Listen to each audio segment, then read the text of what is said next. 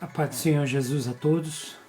Eu quero neste momento estar lendo uma palavra com os irmãos que está em Mateus capítulo 24, a partir do versículo 5, diz a palavra de Deus assim: Porque muitos virão em meu nome dizendo, eu sou o Cristo, e enganarão a muitos. E ouvireis de guerras e rumores de guerras. Olhai, não vos assusteis, porque é mister que isso tudo aconteça, mas ainda não é o fim. Porquanto se levantará nação contra nação e reino contra reino entre si.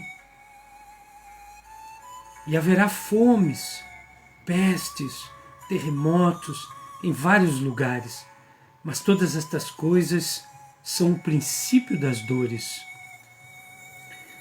Então vos hão de entregar para serdes atormentados, matar-vos-ão, sereis odiado de todas as nações por causa do meu nome, o nome de Jesus. Nesse tempo, muitos serão escandalizados e trair-se-ão uns aos outros, e uns aos outros se aborrecerão, e surgirão muitos falsos e enganadores, e muitos falsos profetas que enganarão a muitos.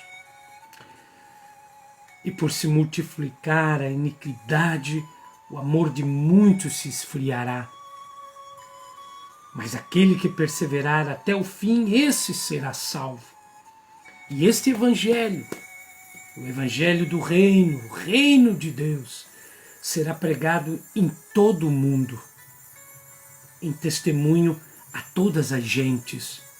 Então virá o fim. Amado e querido irmão, eu sou o pastor W.J. Franco, aqui de Itapema, Santa Catarina. Eu quero compartilhar esta palavra com você que Deus colocou no meu coração, porque nós estamos vivendo um momento de tristeza na nossa nação.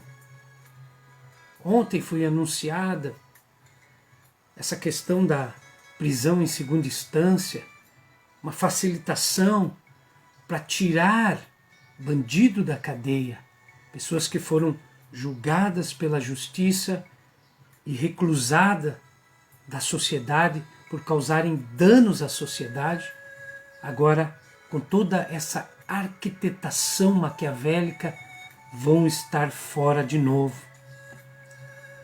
Isso tudo a Bíblia relata, que nós haveríamos de ter reino contra reino, nação contra nação, é um país contra outro, mas um reino contra o próprio reino, é uma nação com guerra civil, com o povo se voltando contra a administração pública, como nós vimos aí nos nossos países vizinhos, a fome, a peste, a degradação moral. Isso tudo está para acontecer também no Brasil. Nós vemos aí várias profecias, profetas se levantando, falando do que há de acontecer com o país. Também muitos são falsos profetas, mas tem muito homem de Deus, mulher de Deus anunciando que há de vir uma calamidade para o nosso país.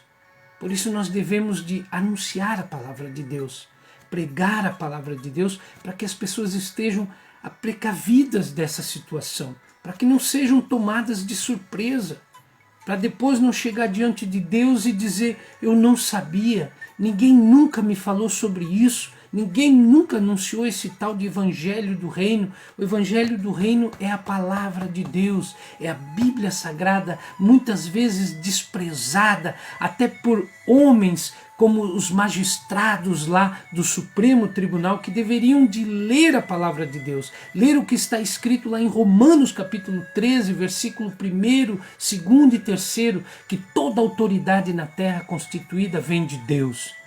Me magoa essa decisão? Magoa. Mas é cumprimento da palavra de Deus para que nós, os cristãos, estejamos preparados. Muitas coisas ruins ainda vão vir para o país, mas devemos de confiar naquele que Deus colocou lá no Congresso para nos representar, o nosso presidente. Devemos ficar atentos às suas ações. Devemos de obedecer os seus decretos, as suas diretrizes, respeitar o seu governo e fazer com que nós tenhamos um país melhor, através do meu trabalho, através do seu trabalho, através da minha honestidade, através da sua honestidade. Devemos de fazer um país melhor, esperando a volta de Jesus. Porque se dependermos dessa justiça humana, ela é falha, demoníaca, arquitetônica.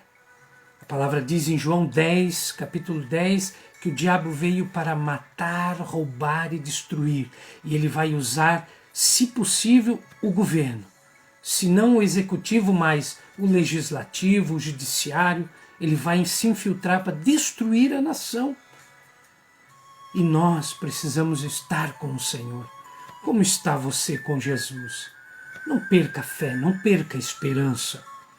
Ore por um país melhor. Ore pelos governantes do Brasil.